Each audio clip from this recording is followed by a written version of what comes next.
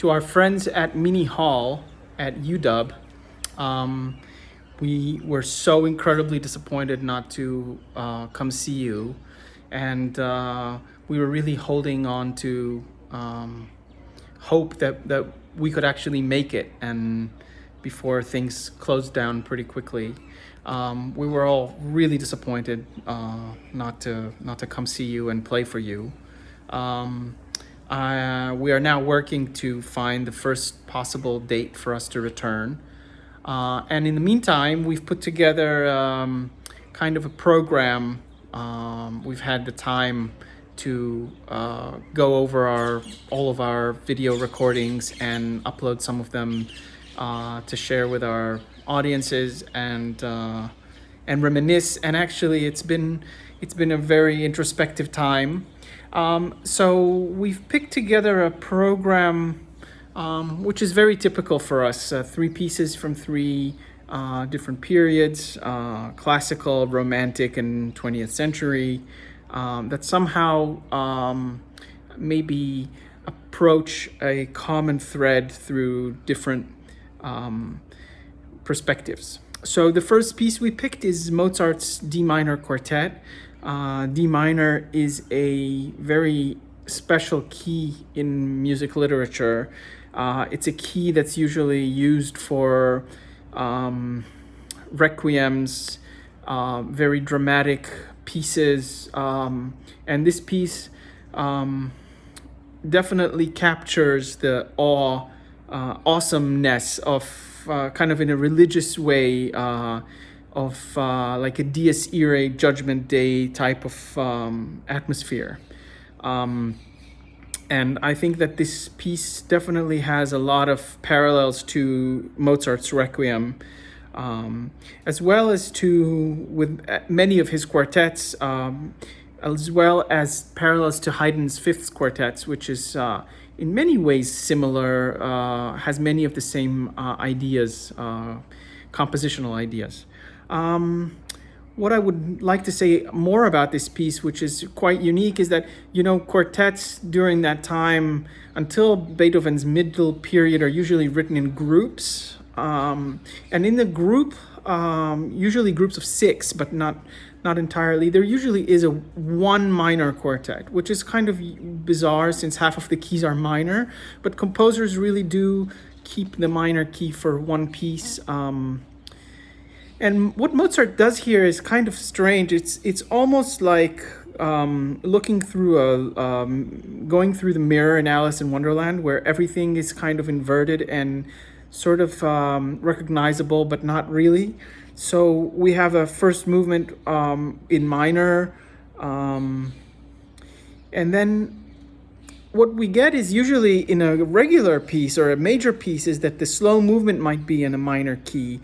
And here, the second movement is not only in a major key, it's also in the character of the movement is very light. It's not as slow as most slow movements would be. It's very positive and light and almost incidental. I would say superficial, but not necessarily in a negative way. It's just pleasant and not too challenging emotionally. In spite of a middle section that is maybe a little more dramatic. The third movement, which is there's usually little to say about minuets in these pieces because they are quite traditional and light and not too profound. In this piece, the minuet is in minor and is quite dramatic in a quite unusual way, and then contrasted greatly with a trio, which is kind of almost very typical Austrian country music in a way. It evokes these kinds of alpine images. And then the last movement is a theme and variation, which is also not very typical for Mozart. And the theme is in minor. And usually in theme and variation movements, there would be a slow, especially in fast movements like that, like last movements, there would be towards the end a slow minor variation. And here the minor, what would be minor slow variation here is major. So again, it's almost like the whole harmonic perception of the piece is inverted, which is quite special and interesting. And I think that Beethoven later on definitely takes, I'm sure was quite influenced by this piece particularly. This is definitely one of our favorite Mozart, so we hope you enjoy. The second piece we picked for you is Shostakovich's Third Quartet, which is definitely one of his favorite for audiences. It starts out really classically, so it's almost, when you start hearing it almost feels like you're listening to Beethoven or well, maybe late Mozart or something.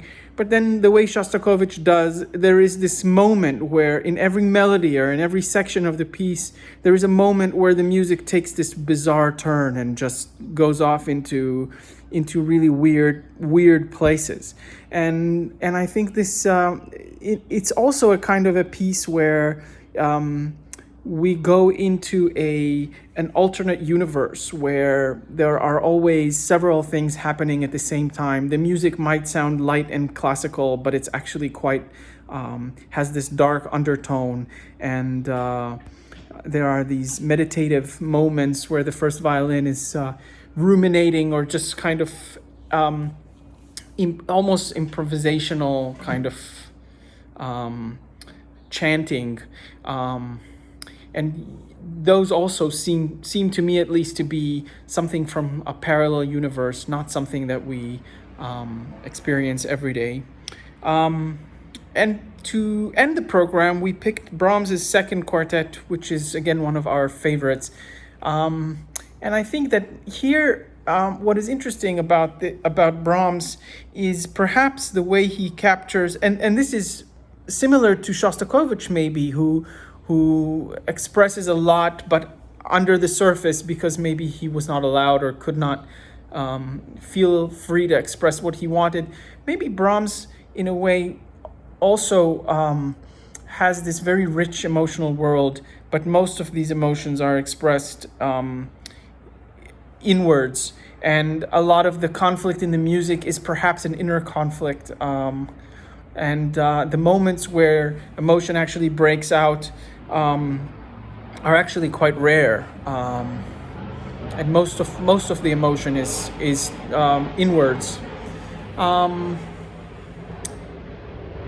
We've even picked an encore for you to end this program, which is one of our favorites, Debussy's slow movement from the Debussy Quartet, and we just thought it's a beautiful, positive, wonderful way to say farewell to you guys until we meet again, hopefully very, very soon.